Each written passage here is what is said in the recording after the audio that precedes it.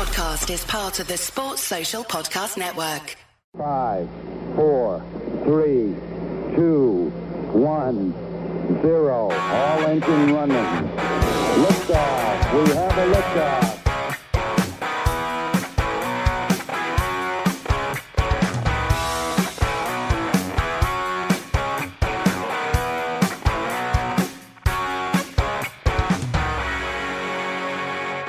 Welcome back to Tennis Unfiltered with me, James Gray of iNews.co.uk and the iNewspaper live from Paris, and newly arrived in London, I've got Calvin Betton, our resident tennis coach.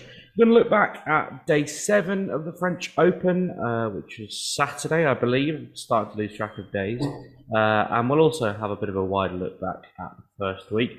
First of all, Calvin, you've obviously been in Paris this week. A disappointing result for Henry and Jules. That I kind of talked about it. But, I mean, interesting to get your take. They were a set and a break up, obviously.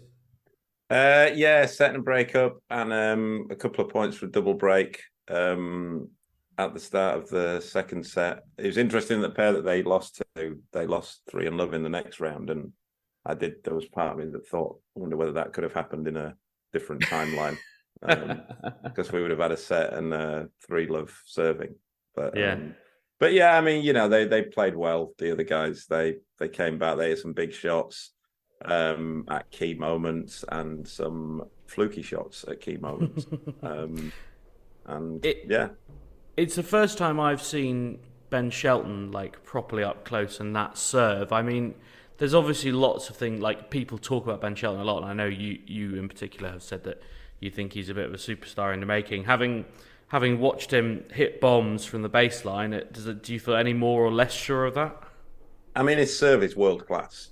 It's an absolute. No, his serve when it's going well is world class. His first serve, there's still work to do on his second serve. I think he doesn't.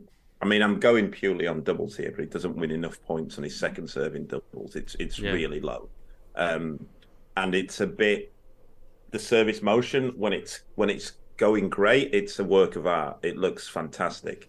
But when it's not, there's a lot of moving parts in there. And when you've got that many moving parts, then there's a lot of things that can go wrong.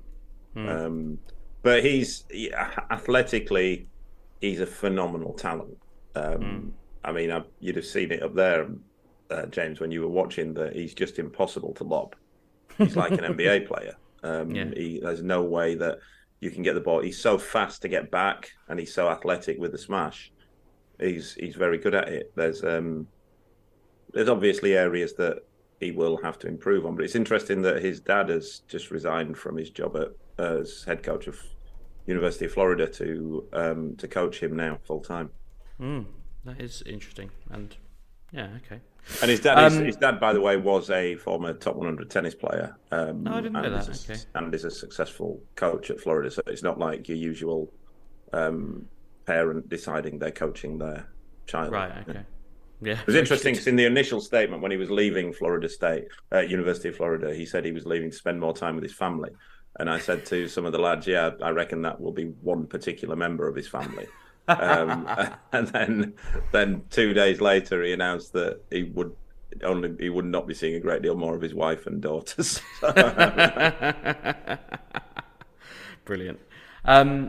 You've obviously not been back to the French Open for a few years, and not necessarily in it with like main draw players. How does it compare to say, you know, to Wimbledon or something like that? Well, it is Tennis Unfiltered, this, isn't it? So I'll go in unfiltered on it.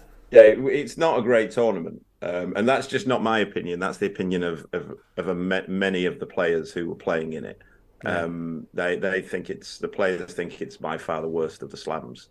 Really? The site's too small for starters. There's basically no practice on site. There's some practice near the site. But again, it's not really the same as practicing on site, as nice as those places are. The courts are slightly different at 2 out of the 3 off. I mean, one of the off-site practices is just a park, and then just other little things as well. Like, you know, it may seem like real first world problems, but the restaurants are too small. For anybody who's not been, the site is very, very small. For a big tournament, and it's pretty crammed in. There's a lot of people in there, and the restaurants are too small. So you've got players, when you think how many players you've got at those tournaments, plus all their coaches and physios and their guests and that kind of thing, when it gets to lunchtime, that you just can't get a table. There's players walking around in the players' restaurants. There's players, big name players just walking around with trays of food, just waiting to find a table. And that's a bizarre situation. And then just other little things as well, like the transport situation isn't great and those kinds of things. Yeah. We know I don't know whether you mentioned it, James, there was some issues with the accreditation for food and that kind of thing. And Yeah, it seems pretty wild. I was sat next to a player actually, watching the FA Cup final yesterday, and the order of play had just come out, and his partner was texting him being like, "We need to book a practice court," and he's like, "Yeah, I'm on it," and ringing up to book a practice court, and already trying to book his warm up court. Already he was getting pushed out to the secondary venue beyond John Bowen, which is the one that's closest to Roland Garros, I think I'm right saying, and it's just that's pretty and this is also. Middle Sunday isn't that busy. All right, the juniors start today, so that obviously adds a whole load more people. But, there are only 16 players left in each singles draw now, so that's shredded the number of players still on site. The doubles draw is obviously moving forward as well. And still, it does seem like they basically haven't got enough courts. And actually, I know a few listeners will have been to Roland Garros in the last week and will have experienced this for themselves. But walking around the grounds, there is no time at which it isn't absolutely rammed. In terms of walking between courts and everything like that, it is not a very big site.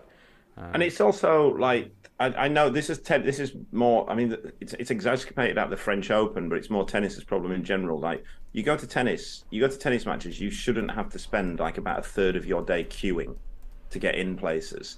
And I think really tennis does have an issue with this now, that they really should look at the idea of just letting people go in to the stadiums while the match is going on, because I know it's not ideal players, but there would not be any players were it not for the fans. And you go to Roland Garros the other day, and I think Barry, who's Julian's coach, said to me one of the days, should we go out and watch a bit of tennis? And we went out for about 15 minutes, and there's just queues of hundreds of people to get on every single court. And it's just unpleasant. It's an unpleasant experience being there. Yeah, exactly. And I just think there are too many ground passes, basically. That's the only, it's just this is how many people we can physically fit in this square footage. Let's sell that many ground passes. Well, it's strange, isn't it? Because one thing I noticed is that Chatrier is never actually that busy, and Lenglen, to be fair, they're never, apart from when Djokovic is playing, or one of the top five male players in the world, because they're not filling them for the women's matches. I know that much. But the outside courts are always packed. They're absolutely packed. I think even the match, there was a period in the match where Henry and Jules were playing the other day, and that was two Brits against an Aussie and an Aussie and an American. And I think that court was packed. There were no seats on it. And it was the same the day before. I watched Kubler and Hijkata play against Cabral and Matos. No French people, again, no big name singles players. And the court was absolutely packed. Yeah. So it is a case of that there's too many people in there, but the people, they need to maybe do something at the French where at certain time, if there's free available seats, that people can go into Chatrier. Because I do think that's the problem. You've got this huge stadium, and Chatrier, to be fair, is a really nice stadium, really nice tennis court. It's perfectly sized to watch tennis matches. But I went in there 3 times, and all 3 times, I'm going to say it was less than 10% full. Yeah. Yeah, I mean, as people know, I spent the whole day on Chatrier the other day, and sort of got a feel for it. And yeah, it's very rarely full. And I really don't have a good explanation for it, other than people are just wandering around or getting coffee or food or whatever. And yeah, I think what they do lack, obviously you've got Simon Mathieu, which is the 3rd biggest court, and that's, it's not huge. And you've got 14, which is the other kind of show court. And other than that, there are very few seats. The outside courts don't have many seats on them. And, I guess that's the same. I mean, it's not the same at the US. There's a lot more seats on outside courts at the US. There are several big grandstands just dotted around that overlook a couple of courts. And in Australia, similarly, they've got a few different bleachers. But the advantage they've got is they're set a little bit outside of town. So, like, obviously Flushing Meadows is in Queens, which, is not New York at all. They've got an enormous site. And the same at Melbourne Park. Whereas, like, as you know, at Roland Garros, it's in the city, really. Albeit it's actually not quite in the city, but it is very much, like, hemmed in on all sides. And that's why Wimbledon are trying to buy this or trying to build this extra, site. So I do sympathise a bit, but if you oversell ground passes, like, I don't really have much sympathy at all. So there did seem to be an overriding feel now with the French Open that they're really just trying to rake money in all the time. Like with the cost of everything, the prices, and this was, I spoke to a few spectators as well who I know, the cost of things. And I know when you go to these events, you expect to pay premium prices, but the cost of things like drinks and water and just things like ice creams was absolutely extortionate.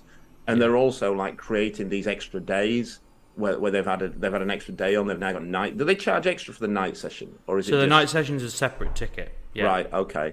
And then you've got, like you say, they're selling too many ground passes. It really does look, and they're trying to basically fleece the players as well with food and not giving them enough on the accreditation. So they really does feel like they're just trying to make a load of money at these things. Yeah. I'm afraid. Yeah, it does feel like just squeezing on all sides, really. And I don't like to blame Amelie Mauresmo, but she's shown no real remorse for that. So.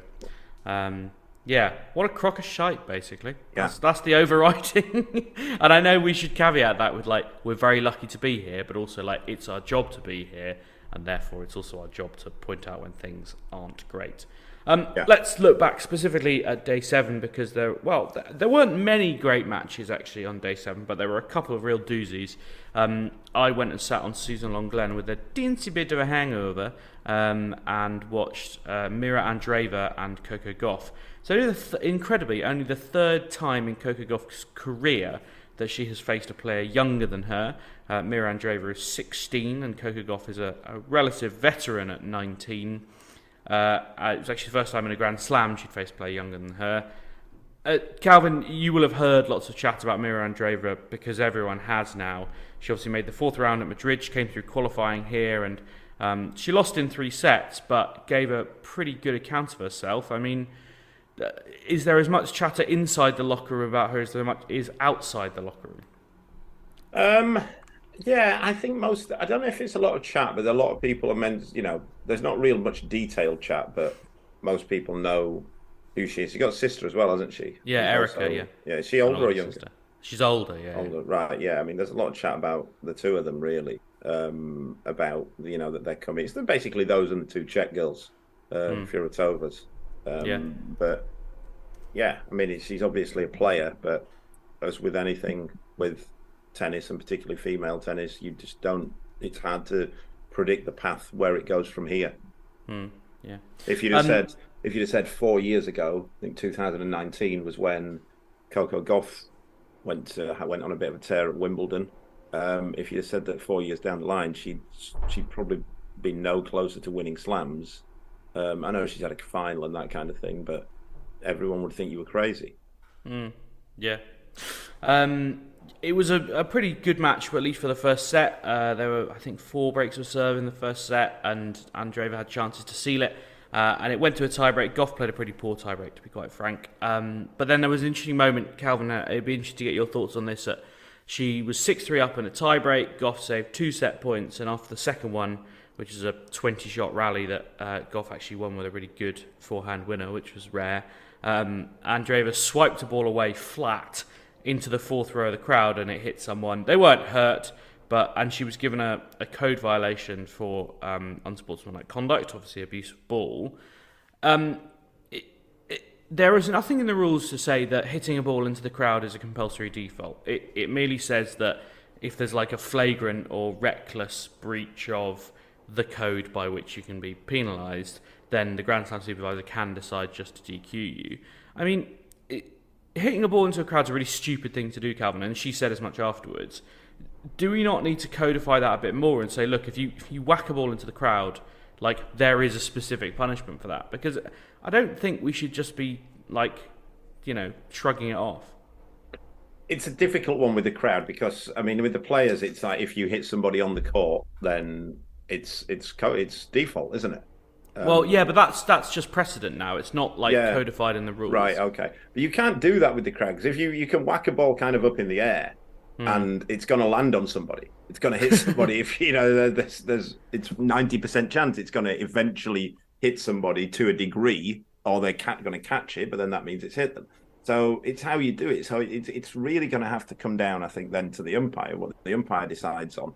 I think I'll give a bit of defence to the players that I know with that kind, you can usually tell whether it's predetermined that they're going to do it, or sometimes it's just a little swatting of the ball away, and you don't really know a lot of the time how high the side bollard type things are. So, I'm sure that she wasn't. I'm sure that if she'd have had a second to think about, and I spoke with a player the other day who'd got a code violation or doing something similar, and he said he realised as soon as the ball had left his racket, he was in trouble, but he didn't really think about it before that. And I think that's the kind of difficulty you've got with it. But I haven't seen the incident. I don't know how dangerous it was. So very few people have, because basically the cameras didn't see it. Like, she was behind the baseline and Goff had won the point. So all the kind of replays and stuff are of Goff, and there was a slow motion replay of like a close up of Andreeva as she hits it, like just the swipe, but didn't see the ball. And because it was right in front of us on Lenglen, we all saw the ball fly into the crowd, and it's like she's hit it flat, like from the middle of the court into the seats. Like, I'm not saying it's dangerous, but if that hits someone in an eye or somewhere uncomfortable, it could do some damage. Like, you think about the Denis Shapovalov incident in the Davis Cup a few years ago when he hit the umpire in the eye, and it's like in my head I'm like, okay, you hit the umpire in the eye, obvious default, but like if he had done that and hit someone in the crowd in the eye, would he necessarily have been defaulted? And like, why it should do, but I don't think I've ever seen someone defaulted for hitting a ball into the crowd. It may well have happened, but I can't think of all the famous defaults, it's almost always someone on the court, which is weird, right? Because actually the ball abuse rule says if you hit it recklessly and it leaves the enclosure of the court, whereas like you hit the umpire, it didn't leave the court. I mean, it's code violation. It's always code violation if you whack a ball into the crowd anyway. But or you whack a ball in anger, it's code violation. It doesn't even have to go into the crowd. You can whack it into the back curtain, and it's code violation, or it should be. The problem is, again, though, we get back to this situation where it tends to get a bit partisan now, and as we saw with the Djokovic situation a couple of years ago at the US Open, where he hit somebody and he hit a line judge in the face. Was it in the face? In the throat? In the throat, yeah. You still had Djokovic fans going, "Oh no, it's a disgrace. This shouldn't have been defaulted," and that sort of thing doesn't help. It's the same as in football when you get blatant penalties, and still the television, the pundits after will go into 15-minute discussions about whether it was a penalty. It doesn't help. We only get anywhere on these situations if you go right. That's default. That's default. That's a code violation, and therein lies the problem, because once you start a debate, then you're going round in circles, really. Yeah, but then that's why I think if the rules are clearer and required less interpretation, then you might be able to, make things a bit clearer. It's not the same, but you will have seen the stuff with Anthony Taylor, who refereed the Europa League final last week, getting like harassed on the way through the airport. And look, we don't have a problem yet with like tennis officials getting loads of shit at. I mean, you may tell me otherwise, Calvin, but grassroots level, it feels like there are enough people to umpire tennis matches, and that it's not. There won't be many around next year. They're getting rid of like line judges, aren't they? So I think the difficulty with that, though, James, is that it's how you quantify, because you can't. If you say it's a default, if it hits somebody, you can't just go black and white rules, because it's then going to be how hard it hits somebody, and I think that's the problem in the crowd. Like if it hits somebody on the drop, that shouldn't be a default. If you whack a ball and it's just say you whack it up in the air, and it ends up landing on somebody in the crowd, Yeah. that can't be a default. But then if you whack it straight and flat at somebody and it hits somebody, then that probably should be a default. But those situations are rarely as straightforward. If you know what I mean. Like, what if you whack it straight up into the, like, say you're playing in Arthur Ashe, and you whack it straight and hard into the third tier, and it hits somebody? That's not going to hit them all that hard by the time it gets up there. So it's like, how are we going into it? If it hits someone in the first tier, it's a code it's a default. I think I don't know if we can ever get a strict black and white rule on it, but I do think it probably should be left to the umpires to go, that was dangerous. You're getting a default for that. Yeah. Or that was silly, and that's a code violation. Okay, fair enough. I mean, I still think, and this is probably because I don't work directly with people who are playing high-level, high-pressure professional tennis, but I still think you should just say, right, if you hit the ball like outside of the confines of playing a point and it leaves the court, bang, that's it. But I appreciate that it doesn't leave much wiggle room, does it? And also, is it great for the fans that, you see like some of the matches and you say it's a great match on a night match or something, the crowd are going mad and somebody loses a fourth set having had a match point, and they whack a ball straight high up in the air into the third tier of the courts. Do the crowd want to see a default there? Or do they want to see the third set get played? Fifth set get played? Yeah, and that's, at the end of it, this is an entertainment business. Yeah. And you kind of have to think about the implications for that. But yeah, interesting. Let us know what you think at Unfiltered Tennis on Twitter, or drop us an email, tennisunfiltered@gmail.com, which actually is what John Williamson has done. And I wanted to get your thoughts on this, Calvin, because actually there's something quite relevant you sent us from Prague the other day. John says, thank you very much for your commitment to Tennis Unfiltered, pulling together the subjects of the content. I love the show. I'm a relatively new tennis obsessive, playing and obsessively watching WTA tournaments. The last 32 of Roland Garros is very heavy on Eastern European, Russian and Belarusian players. He is right. What are they doing right? What's the rest of the world doing wrong to not have more players in the latter stage of the tournament, and quite possibly, probably every tournament? Here's my list, which I think you'll be mainly in agreement with.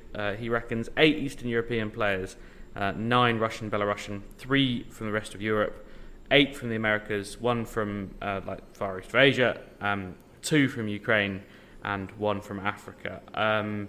I mean, yeah, Calvin, you obviously, Luke was out in Czech Republic the other day and sent that just reported some interesting tidbits. Yeah, he was basically saying how, I think it was at the National Tennis, I can't remember exactly where it was. It was at National Tennis Centre. He just said there were rows and rows of teenage girls just training.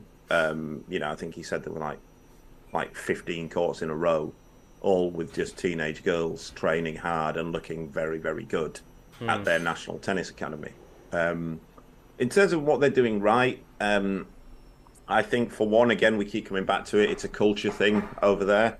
I think in Czech Republic, if you're kind of quite sporty, I think what the aim is for teenage girls in particular, they want to be tennis players. That's the dream of Czech Republic girls, whereas how many other countries can you say that about? Other countries produce players, there's no doubt, but if you were to go, what does a teenage girl in that country want to be? I'm not sure how many countries would have professional tennis player at the top of their rankings of that.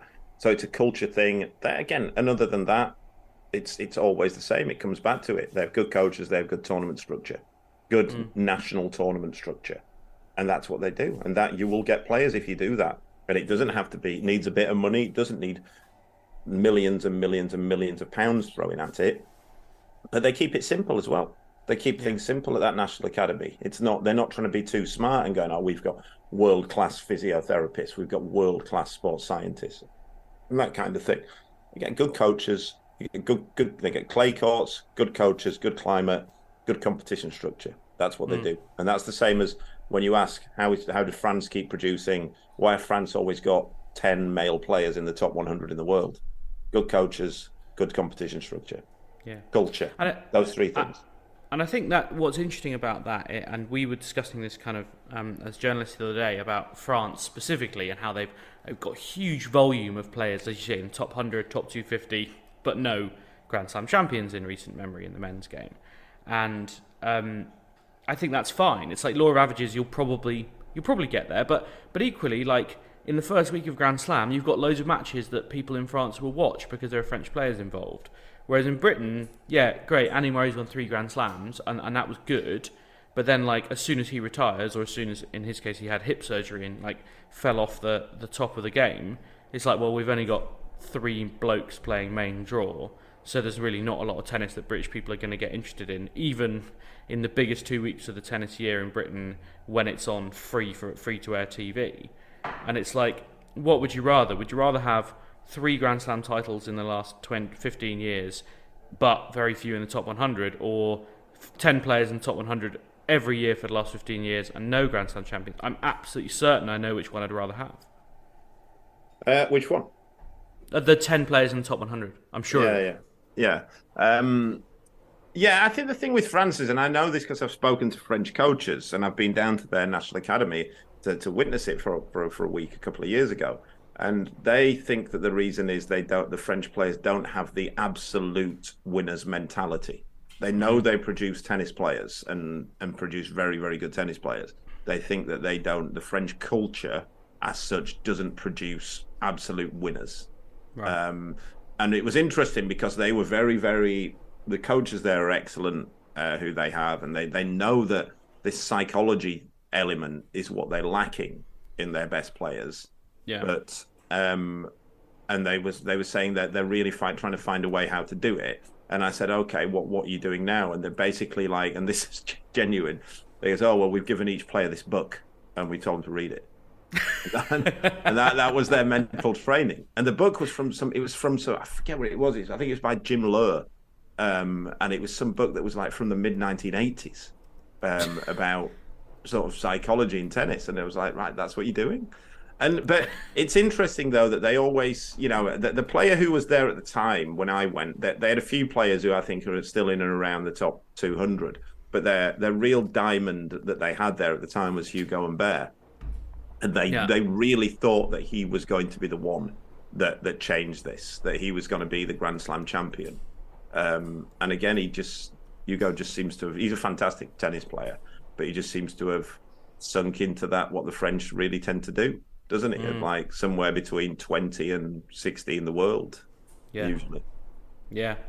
Yeah, it's a shame really, because as you say, I remember him. We talked about him as like the guy you could turn into the modern serve volleyer. One of those guys who's got like the skill sets and stuff. But he still plays great. He was in Sardinia when I was there, and you watch him and you think this is a serious tennis player who should be able to compete with the best players in the world.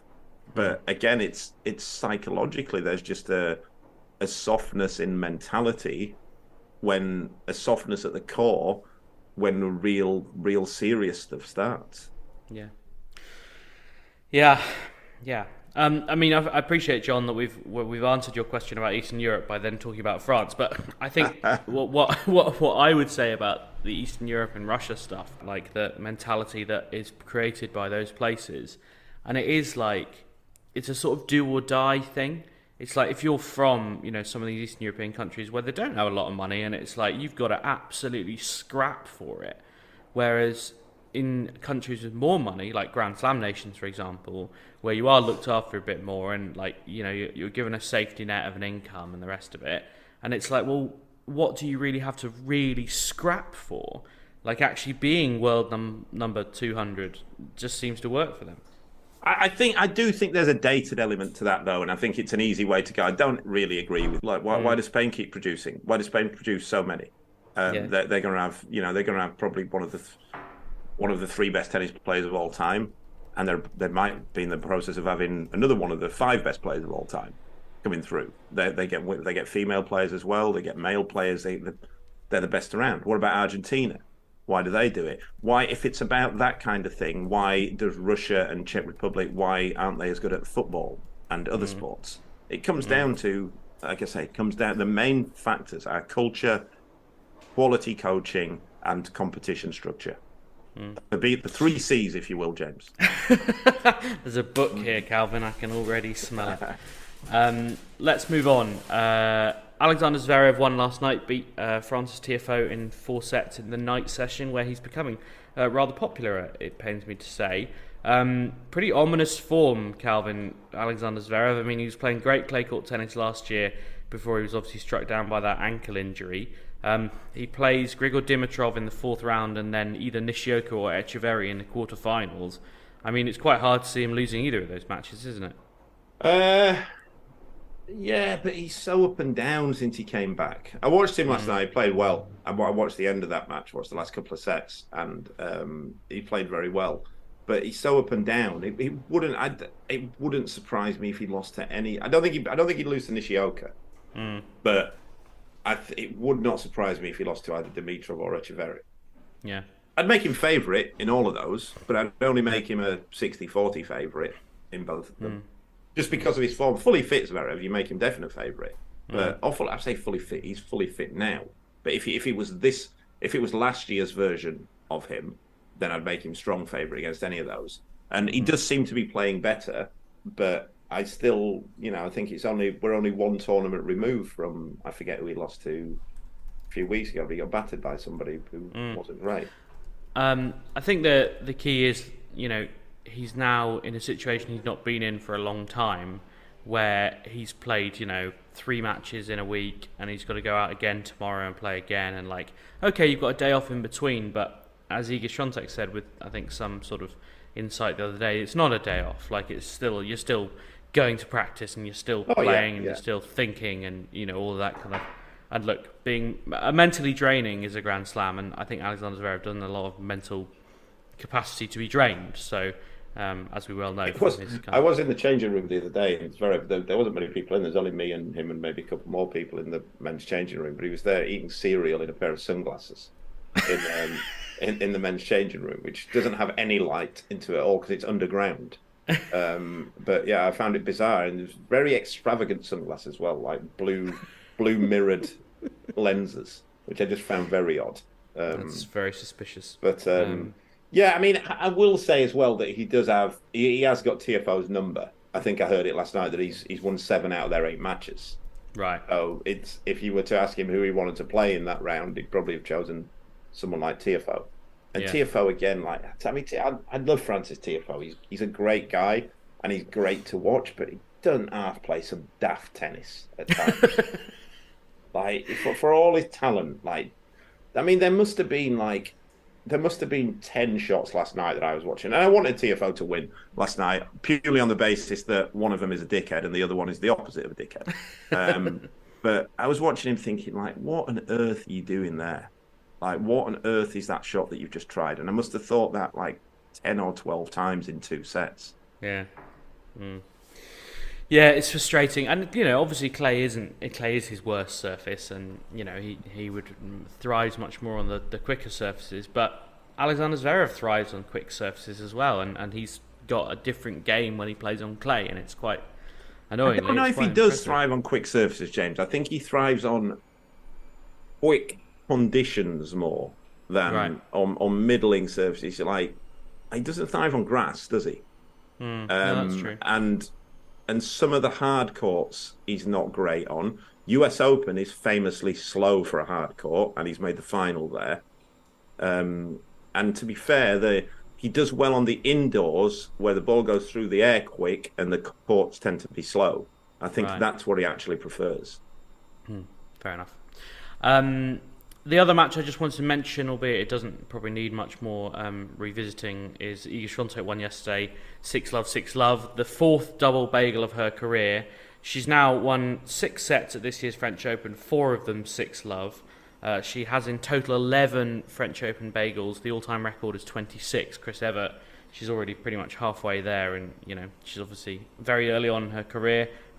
It's not news. Iga Świątek's very good at the French Open, but I thought it worthy of mentioning that she double bageled Wang Jinyu, who, as you can imagine, got off court. I think maybe one of the quickest exits from court I've seen in this French Open, other than maybe Taylor Fritz yesterday after he lost to Cerundolo.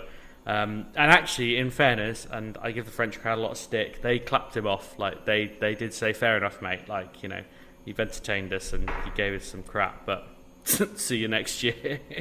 Maybe they were just glad to see the back of Hi, I'm Ryan Reynolds. As owner of Mint Mobile, I couldn't wait to make my first commercial for Spotify listeners. I thought, I'll tell them to go to mintmobile.com/Spotify to get premium wireless for just $15 a month. Then I thought, they'll never believe the owner bragging, so I'll bring on a real Mint customer who knows it's premium wireless for just $15 a month. Then I thought, how will they know it's not just me acting as a customer? Then I thought, what if they don't think I'm a good enough actor to play a customer? Then I cried and went to bed the end. New activation and upfront payment for 3-month plan required. Taxes and fees extra. Additional restrictions apply. See mintmobile.com for full terms. So, you open Google Chrome on your phone, you're hunting for a super rare first edition vinyl of a band you're obsessed with, when you're supposed to be working. But this site you tapped on seems pretty shady. And Daryl from IT just jumped up from his desk. Oh no, he's coming your way. It's a good thing built-in malware protection keeps you safe and sound. Not from Daryl, though. Sorry. There's no place like Chrome. Download Google Chrome on your phone. Reese's peanut butter cups are the greatest, but let me play devil's advocate here. Let's see. So, no, that's a good thing. That's definitely not a problem. Reese's, you did it. You stumped this charming devil. This episode is brought to you by State Farm. What if your life story was a podcast? Would it be a comedy or a thriller? Whatever genre, State Farm is there for your what-ifs to keep your life story from becoming a mystery. Because when you've got questions, they've got answers 24/7. You can file a claim on the State Farm mobile app or simply give your agent a call. It's how insurance plays a supporting role in your story. Like a good neighbor, State Farm is there. Visit statefarm.com for a quote today. We'll just kind of briefly look back at week one as a whole, Calvin, and maybe look forward to week two in doing it. From the first 3 rounds, are we any closer to knowing whether Alcaraz or Djokovic is going to win this men's title? No, I think Rune's in the mix as well. As you know, I wouldn't have him on a par with those two, but I'd have him just underneath, I think. I think Alcaraz is going to win it. I think he's just playing better than Djokovic is. Yeah. And Djokovic is like, you know, you'd still favour Alcaraz to beat. I'd still make Alcaraz strong favourite against Rune, but Rune beat Djokovic pretty comfortably only a couple of weeks ago. So I think that's a match that Djokovic won't really fancy. And then we will see. What we will see then, though, is how much this talk of Djokovic's fans go, oh, he doesn't care about any of the other tournaments. He only cares about the slams. I think we'll find out there what how true that is. Because Rune's beaten twice now in the last twice they've played. He's beaten he's 2-0 against him, isn't he? I think it's 2-1. I think there was a Djokovic win earlier on, but yeah. Was there? Right, okay. But he's won the last 2 though, hasn't he? Beat him in Paris, and not small tournaments as well. Final Paris and what was it? Semis of Rome. Quarters in Rome, yeah. Quarters in Rome, yeah. But I think Alcaraz is favourite. I think that this is not the Djokovic that it's not peak Djokovic, put it that way, and I think we're getting close to peak Alcaraz. Yeah. And the main thing is, I think the problem that Djokovic has got now is he's had what all of the big three had was this sort of stigma from the other players that they were did the other players really believe that they were going to beat them when they went out on court to them? And I always said that there was only 3 players who really believed that they could and were going to beat those 3 players, and that was Murray, Wawrinka, and Del Potro. The other players, I think sometimes they beat them, but I think they thought, how's that happened? Whereas I think Murray, Del Potro, and Wawrinka, they all thought, yeah, I can beat these players and I'm going to beat them. And I think that's the problem that Djokovic is now, that I don't think Rune or Alcaraz doesn't 100% believe that they can beat him. Yeah, and I watched Alcaraz from the 6th floor of the Philippe Chatrier media centre, where there's a bar that overlooks the court, and it really does overlook it, as you can imagine. And I watched the 3rd set against Shapovalov, and just like it, I mean, look, obviously Shapovalov is a good matchup for Alcaraz and has his own problems, but it's insane the amount of time Alcaraz has on the court. Like, Shapovalov was, all kind of flurry and flair, and throwing everything he possibly could at Alcaraz, and then he would just be there. He's like, no, I've been here for a while, and now I'm going to send it back with interest. And I haven't seen Djokovic has played. I mean, the tie breaks he played against Davidovich Fokina were ridiculously good, but he's not looked as comfortable as Alcaraz ever has. And he's also, I think Alcaraz has worked out how to play in the wind better than Djokovic has. Like, Djokovic never likes the wind. He always looks a bit discombobulated by it and, kind of throwing his feet and arms all over the place. And I think, and it's not unlikely, it's been pretty windy this week. Chatrier, I'm convinced, creates wind out of nowhere. And I don't think it's unlikely that in that matchup it could be pretty windy. And if it is, I think I would favour Alcaraz over Djokovic. As much for the wind as also just general tennis ability. But right, two more questions before we wrap up, and I'll let Calvin get away to Surbiton. How on earth did Daniil Medvedev lose to Thiago? And I'm going to once say his name the Portuguese way, which I believe is Seboth, but otherwise I'm going to call him Seboth Wild because everyone else will say that. How on earth did Daniil Medvedev lose that match, Calvin? I mean, it's Medvedev, isn't it? He's that's the best way to summing it up. He's crazy and he's rabbiting on about. He's had a pretty good clay season, and a really good clay season. And then he's suddenly losing that. And he's going, "Get me off this surface. I hate this surface." And it's just crazy. You'll always have those results from him. I think if you played him again, if you played him later on the same afternoon, I think he'd probably beat him 2-2-2 or something like that. But he's just crazy. He's not. You're never going to get the predictability that you'll get from, I guess, Pete, Djokovic, Alcaraz, that kind of thing from Medvedev, unless he's on a hard court, in which case he tends to be quite relentless. But I think on other surfaces, you're always going to get these odd results that he comes up with. Seboth Wild, I mean, look, we all know that Seboth Wild has some troubling features to his life story, so to speak. And I discussed them earlier in the week. But I hear, Calvin, from your mates at Tennis Viz that he's someone that they have seen the numbers of and kind of really rated. Is he someone you've heard noise about before? I mean, I've heard of him. I don't know how good he is. I just assumed he was a top, a solid top 80 player, I guess. But I've not actually seen loads of him, to be honest. But that's interesting that Tennis Viz have got some good data on him, and they see him as moving up pretty quick. And just finally, in a short question, who can stop Świątek? My notes say not Rybakina because she's pulled out ill, not Krejcikova because she lost in the first round. Ons Jabeur, Aryna Sabalenka, have either of them got a chance of stopping Świątek when they might meet them? I don't think Jabeur has. I think Sabalenka absolutely has. She has the weapons to do it, and that's if we have a week of weather like we've just had, then I think that increases the likelihood of that. I really hope that's the final, because the women's final we could do with. I can't remember when was the last time there was a women's slam final that was specifically currently the two best players in the world that you could say that was the case. Australian Open final, Rybakina and Sabalenka wasn't far off. Yeah, that's two out of the three, I'd say there. But but even again, I think if it's not just the match in terms of that. I think you're right in that the match it was. But I think in order to get the hype on it, you need. Rybakina wasn't seen as one of the 2-3 best players in the world. She was seeded low, wasn't she? She was. She didn't get any points from Wimbledon. Yeah, but, exactly. I think so something that you can go right. Top seed, second seed, they're going in as, and I think they are they those two, Sabalenka and I think it's just I can't remember the last time that we had a top seed, second seed where. There might have been a Jabeur and Świątek somewhere. But... the US Open final, but I don't think anyone believed that they were. Exactly.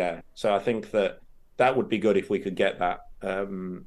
It's what we've been wanting for a while on the women's game. Yeah. There's a few. I think there's a few. Is Andreescu still in the tournament? Is Bianca Andreescu still in the tournament? What a great question. She was playing last night and she lost, I am told, by my much more knowledgeable flatmate who was keeping an eye on things. She lost 1-1 to Lesia Serenko, who is sort of making quite remarkable progress through the draw. I mean, I didn't think Andreescu could win it, but she's the kind of player who those top players don't really want to play against because of what she can do. So, I mean, she's a bit better on a hard court, but I don't see anybody really beating Świątek or Sabalenka on the way to the final now, to be honest. No. Sabalenka plays Sloane Stephens in the night match today, by the way, which is the first women's night match of the tournament. It's only the there were a couple before they were allowed full fans back in, but it is only the second one with full fans. So it's a weird situation, that, and I know a lot of people are talking about it, but having seen it firsthand, I don't really know how you go about it. One, I think, am I right in saying that Amazon still have a quite a big say in who gets it? So it's tough to level that at the tournament, because Amazon, they want what they're paying for, I suppose. The second one is, having seen it firsthand, that the women's matches are just not getting crowds in on the main courts. And I went on the other day. I watched Sabalenka against, I forget what she was playing. It was now.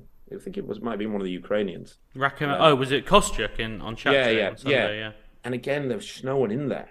And I think it's tough how you do it, to say, right, we're going to go for a women's match just because it's a women's match to prove a point, and then think, well, we could have like less than 30% crowd in there. Yeah, albeit, as we said earlier, Chatrier is never full anyway, because people are too busy getting coffee. The match when I was watching one of the women's, it wasn't that one, it was another one that I was watching, and it was empty, and I came out, and then as soon as it finished, there was a men's match going on, and the crowds were flooding in. Now, I'm not saying that's right or wrong or what have you, but that was the case. And there is always empty spaces, but I think there is an ambivalence towards the women's matches so far, is what I witnessed. I think the other thing is, and Mauresmo's excuse is that it can be short, and I think that's fine, but I think if you just start the session an hour earlier, stick a doubles on with a not before, and if the women's match goes long, you can move that to another court. But that's what they did on Chatrier yesterday, when Rybakina pulled out early, so there was only 2 matches, and Świątek won love and love. So they stuck a doubles match on. Now, I appreciate it's harder to do that with a late session, but if you're not starting at 8:30, which is objectively insane, then you can do that. But they just shouldn't have a night session. It's just ridiculous. The French Open's gone for you. Just stick an extra match on, and then just say Amazon are going to come on air at whatever time it is. Just stick an extra match on. If you've got floodlights now, stick an extra match on, but the same crowd staying. But again, the only reason they've got a night session is because they want to sell another set of tickets. It's just ridiculous. No, Wimbledon doesn't have a night session, but you can play under the lights on it. And the US Open's a bit different because they've always done it. And I even question now, it's the culture has changed a bit there. You used to get these iconic matches, and I guess that was when you had Americans at the very, very top of the game who could win the slams. I know Taylor Fritz is a top 10 player now, but you had guys who you thought really could win them at the top. And those matches, when you had the night sessions, were a different beast to what they are now. But I still think now, that having said that, Taylor Fritz is a pretty big name in America. And I think what you'll get at the US Open is you'll get a lot of night sessions with Taylor Fritz on, trying to recreate that kind of thing. But the French has never... There's no reason for these night sessions other than we just want to make more money. And that's unfortunately what the whole tournament is stinking of at the minute. Yeah, agreed. Well, that's all we've got time for, Calvin, because you've got to get away to Surbiton and I've got to get up to Roland Garros. What jet-setting lives we lead. Well, it doesn't always feel that way. Yeah, from London to London and from Paris to somewhere else in Paris. Exactly. Thanks very much for joining me, nevertheless. Thanks very much for listening, of course, to you. I will be back tomorrow with another diary to look back at day 7 and ahead to the rest of the week. But other than that, please do come back next time. 5, 4, 3, 2, 1, 0. All engine running. Liftoff. We have a liftoff.